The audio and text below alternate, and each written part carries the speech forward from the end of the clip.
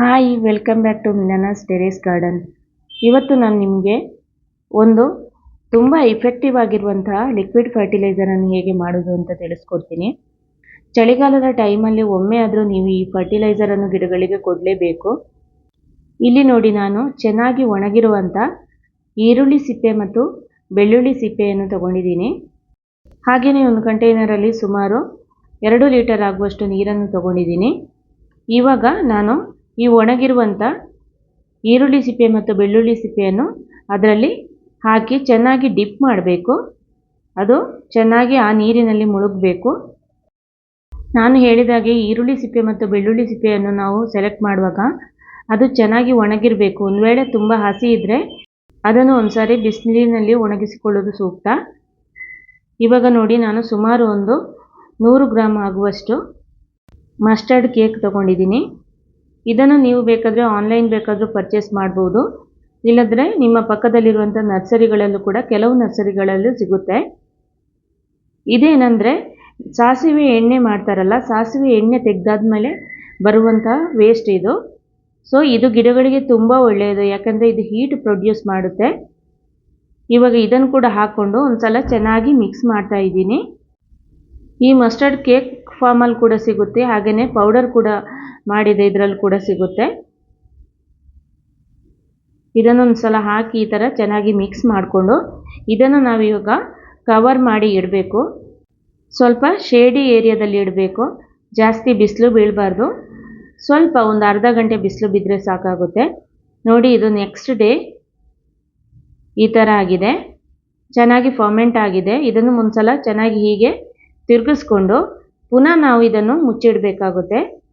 At least 3 days ಆದರೂ ನಾವು ಇದನ್ನು ಬಿಡಬೇಕು. ನೋಡಿ, ಈ ಥರ ನೊರೆ ನೊರೆ ಕಾಣಿಸ್ತಾ ಇದೆಯಲ್ಲ, ಅದರ ಅರ್ಥ ಚೆನ್ನಾಗಿ ಫರ್ಮೆಂಟ್ ಆಗ್ತಾ ಇದೆ ಅಂತ. ಪುನಃ ನಾನು ಮುಚ್ಚಿಡ್ತಾ ಇದ್ದೀನಿ. ಇವಾಗ 3rd ಡೇ, ಇವಾಗ ನೋಡಿ 3ನೇ ದಿವಸ ಇದು. ಇನ್ನೊಂದು ಸಲ ಮಿಕ್ಸ್ ಮಾಡ್ಕೊತಾ ಇದ್ದೀನಿ. ಹೀಗೆ ಈರುಳ್ಳಿ ಮತ್ತು ಬೆಳ್ಳುಳ್ಳಿ ಸಿಪ್ಪೆಯಲ್ಲಿ ಜಾಸ್ತಿ ಹೇರಳವಾಗಿ ನೈಟ್ರೋಜನ್, ಫಾಸ್ಫರಸ್ ಹಾಗೆಯೇ ಪೊಟ್ಯಾಷಿಯಮ್ ಇರೋ ಕಾರಣ ಗಿಡಗಳಿಗೆ ತುಂಬ ಒಳ್ಳೆಯದು ಇದು. ನೋಡಿ, ಈ ಥರ ಒಂದು ಸಲ ಮಿಕ್ಸ್ ಮಾಡಿಕೊಂಡು ಇದನ್ನು ನಾವು ಸೋಸ್ಕೊಳ್ಬೇಕಾಗುತ್ತೆ. ನಿಮ್ಮಲ್ಲಿ ಸೋಸ್ಕೊಳ್ಳೋಕ್ಕೆ ಏನೂ ಇಲ್ಲ ಅಂದರೆ ಈ ಥರ ಒಂದು ಬಟ್ಟೆ ಹಾಕಿ ನೀವು ಸೋಸ್ಕೋಬೋದು. ನನ್ನ ಹತ್ರ ಸೋಸ್ಕೊಳ್ಳೋಕ್ಕೆ ಜರಡಿ ಹಿಡಿಯೋಕ್ಕೆ ಇರಲಿಲ್ಲ, ಆದ ಕಾರಣ ನಾನು ಬಟ್ಟೆ ಹಾಕಿ ಈ ಥರ ಸೋಸ್ಕೊತಾ ಇದ್ದೀನಿ. ಈ ಮಸ್ಟರ್ಡ್ ಕೇಕ್ ಹೀಟ್ ಪ್ರೊಡ್ಯೂಸ್ ಮಾಡುವ ಕಾರಣ ನಾವು ಚಳಿಗಾಲದಲ್ಲಿ ಗಿಡಗಳಿಗೆ ಕೊಡೋದು ತುಂಬ ಒಳ್ಳೆಯದು. ಆದ್ದರಿಂದ ಗಿಡಗಳ ಬುಡದಲ್ಲಿ ಸ್ವಲ್ಪ ವಾಮ್ ಆಗಿರುತ್ತೆ, ಅಲ್ಲದೆ ಯಾವುದೇ ಥರದ ಫಂಗಸ್ ಅಟ್ಯಾಕು ಕೂಡ ಆಗೋದಿಲ್ಲ. ನಾವು ನೀರು ಹಾಕೋದ್ರಲ್ಲಿ ಸ್ವಲ್ಪ ಏರುಪೇರು ಆದರೂ ಕೂಡ ಪರವಾಗಿಲ್ಲ. ಗಿಡಗಳು ತುಂಬ ಹೆಲ್ದಿಯಾಗಿ ರೂಟ್ ಡೆವಲಪ್ಮೆಂಟ್ಗೂ ಕೂಡ ತುಂಬ ಒಳ್ಳೆಯದು, ಅಲ್ಲದೆ ಹೂ ಬಿಡೋದಕ್ಕೂ ಕೂಡ ತುಂಬ ಹೆಲ್ಪ್ ಮಾಡುತ್ತೆ. ಯಾವುದೇ ಕಾರಣಕ್ಕೂ ಈ ಫರ್ಟಿಲೈಸರನ್ನು ಬೇಸಿಗೆಗಾಲದ ಟೈಮಲ್ಲಿ ಕೊಡೋಕ್ಕೆ ಹೋಗಬೇಡಿ, ಯಾಕಂದರೆ ಬೇಸಿಗೆಗಾಲದ ಟೈಮಲ್ಲಿ ಕೊಟ್ಟರೆ ಮುಗ್ಗು ಉದುರೋದು ಹಾಗೆಯೇ ಗಿಡ ಸಾಯುವಂಥ ಚಾನ್ಸಸ್ ಕೂಡ ಜಾಸ್ತಿ ಇರುತ್ತೆ. ಆದ ಕಾರಣ ನಾನು ಹೇಳಿದಾಗೆ ಚಳಿಗಾಲ ಒಂದು ಬೆಸ್ಟ್ ಟೈಮ್ ಅಂತಲೇ ಹೇಳ್ಬೋದು. ಟಿಲ್ ಫೆಬ್ರವರಿ ತನಕ ನೀವು ಈ ಫರ್ಟಿಲೈಸರನ್ನು ಕೊಡ್ಬೋದು. ಒಂದು 15 ಡೇಸ್ ಗ್ಯಾಪಲ್ಲಿ ನೀವು ಕೊಟ್ಟರೆ ತುಂಬ ಒಳ್ಳೆಯದು.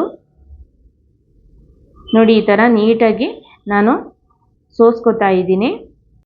ಸೋಸ್ಕೊಂಡು ಆದಮೇಲೆ ಉಳಿದಿರುವಂಥ ಈ ವೇಸ್ಟ್ ಇರುತ್ತಲ್ವ, ಅಂದರೆ ಈರುಳ್ಳಿ ಸಿಪ್ಪೆ, ಬೆಳ್ಳುಳ್ಳಿ ಸಿಪ್ಪೆ ಎಲ್ಲ ಇರುತ್ತಲ್ವ, ಅದನ್ನು ನಾವು ಪುನಃ ಒಣಗಿಸ್ಬಿಟ್ಟು ಗಿಡಗಳಿಗೆ ಯೂಸ್ ಮಾಡಬಹುದು. ಗಿಡಗಳಿಗೆ ಹಾಗೆ ಡೈರೆಕ್ಟ್ ಬುಡಕ್ಕೆ ಹಾಕಿ ಮಣ್ಣನ್ನು ಚೆನ್ನಾಗಿ ಒಮ್ಮೆ ಮಿಕ್ಸ್ ಮಾಡಿದರೆ ಸಾಕು.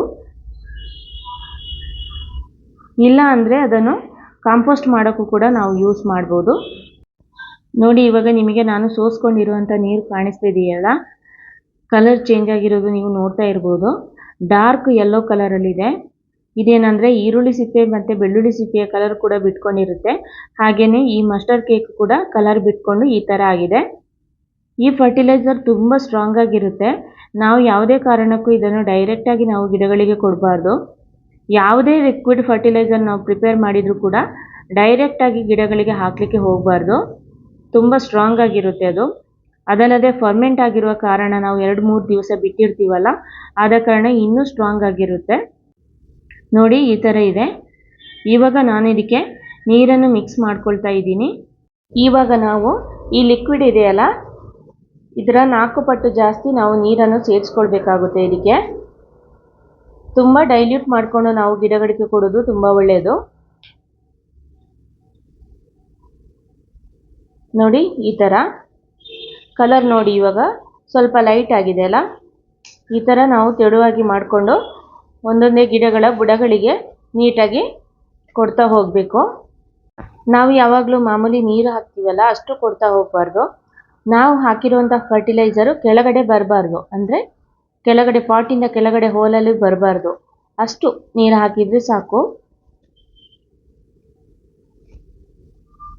ಯಾಕಂದರೆ ಅದು ನೀಟಾಗಿ ಗಿಡಗಳ ಬುಡ ಹಾಗೆಯೇ ಬೇರಿಗೆ ಚೆನ್ನಾಗಿ ಹೀರ್ಕೊಳ್ಬೇಕಾಗುತ್ತೆ. ಆದ ಕಾರಣ ಸ್ವಲ್ಪ ಸ್ವಲ್ಪನೇ ಕೊಡಿ, ಇಲ್ಲಾಂದರೆ ನಾವು ಮಾಡಿದಂಥ ಫರ್ಟಿಲೈಸರ್ ಕೂಡ ವೇಸ್ಟ್ ಆಗುತ್ತೆ. ನೀವು ಫರ್ಟಿಲೈಸರ್ ಕೊಡುವಾಗ ಒಂದು ಸಲ ಎಲ್ಲ ಗಿಡಗಳಿಗೆ ಕವರ್ ಆಗುವ ಥರ ಮಾಡ್ಕೊಳ್ಳೋದು ಒಳ್ಳೆಯದು. ಅದರಿಂದ ನಿಮಗೆ ಅದರಲ್ಲಿ ಗಿಡದಲ್ಲಿ ಯಾವ ಥರ ಚೇಂಜಸ್ ಆಗಿದೆ ಅಂತಲೂ ನಿಮಗೆ ಗೊತ್ತಾಗುತ್ತೆ. ಅಲ್ಲದೆ ನೀವು ಪುನಃ ಸೇಮ್ ಫರ್ಟಿಲೈಸರ್ ಪ್ರಿಪೇರ್ ಮಾಡಬೇಕಾದ ಅವಶ್ಯಕತೆ ಇರೋದಿಲ್ಲ. ಆದ ಕಾರಣ ಒಂದು ಸಲ ಕೊಡುವಾಗ ಫುಲ್ ಎಲ್ಲ ಗಿಡಗಳಿಗೆ ಕೊಡುವ ಥರ ರೆಡಿ ಮಾಡ್ಕೊಳ್ಳಿ. ಸೊ ನೆಕ್ಸ್ಟ್ 15 ಡೇಸ್ ಆದಮೇಲೆ ನೀವು ರೆಡಿ ಮಾಡಿಕೊಂಡ್ರೆ ಸಾಕು. ಅದಲ್ಲದೆ ಆಲ್ಟರ್ನೇಟ್ ಡೇಸಲ್ಲಿ ನೀವೇನಾದರೂ ಬೇರೆ ಫರ್ಟಿಲೈಸರ್ ಕೊಡ್ಬೋದು. ಅಂದರೆ ಫರ್ಟಿಲೈಸರ್ ಕೊಡುವಾಗ ನಾವು ಅಟ್ಲೀಸ್ಟ್ 1 ವೀಕ್ ಗ್ಯಾಪ್ ಅಂತೂ ಕೊಡಲೇಬೇಕಾಗುತ್ತೆ. ನೀಮ್ ಆಯಿಲ್ ಸ್ಪ್ರೇ ಎಲ್ಲ ನೀವು ವಿದಿನ್ 3-4 ಡೇಸ್ ಗ್ಯಾಪಲ್ಲೆಲ್ಲ ನೀವು ಕೊಡ್ಬೋದು. ಆದರೆ ಈ ಥರದ ಲಿಕ್ವಿಡ್ ಫರ್ಟಿಲೈಸರ್ ಕೊಡುವಾಗ ನೀವು ಅಟ್ಲೀಸ್ಟ್ 1 ವೀಕ್ ಆದರೂ ವೆಯ್ಟ್ ಮಾಡಬೇಕಾಗುತ್ತೆ. ಯಾಕಂದರೆ ಗಿಡಗಳಿಗೆ ಇದರಿಂದ ಸ್ಟ್ರೆಸ್ ಆಗುವಂಥ, ಮೇಲಿನ ಮೇಲೆ ಫರ್ಟಿಲೈಸರ್ ಕೊಡ್ತಾ ಇದ್ದರೆ ಸ್ಟ್ರೆಸ್ ಆಗುವಂಥ ಚಾನ್ಸಸ್ ಜಾಸ್ತಿ ಇರುತ್ತೆ. ನೋಡಿ ಈ ಥರದ ನಾವು ಡೈಲಿ ಯೂಸ್ ಮಾಡುವಂಥ ಸೊಪ್ಪು, ತರಕಾರಿ, ಕರಿಬೇವಿನ ಸೊಪ್ಪಿನ ಗಿಡ, ಈ ಥರದಕ್ಕೆಲ್ಲ ಇದೊಂದು ಬೆಸ್ಟ್ ಫರ್ಟಿಲೈಸರ್ ಅಂತಲೇ ಹೇಳ್ಬೋದು. ಯಾಕೆಂದರೆ ಆರ್ಗ್ಯಾನಿಕ್ ಫರ್ಟಿಲೈಸರ್ ಆದ ಕಾರಣ ಇದರಲ್ಲಿ ಯಾವುದೇ ಥರದ ಕೆಮಿಕಲ್ ಇರೋದಿಲ್ಲ. ಆದ ಕಾರಣ ತರಕಾರಿ ಗಿಡಗಳಿಗೆ ಹಾಗೆಯೇ ಸೊಪ್ಪಿನ ಗಿಡಗಳಿಗೆಲ್ಲ ಇದು ತುಂಬ ಒಳ್ಳೆಯದು. ಸೊ ಈ ವಿಡಿಯೋ ಯೂಸ್ಫುಲ್ ಆಗಿದೆ ಅಂತ ಭಾವಿಸ್ತೀನಿ. ವಿಡಿಯೋ ಇಷ್ಟ ಆದರೆ ಲೈಕ್ ಮಾಡಿ. Thanks for watching. Happy garden.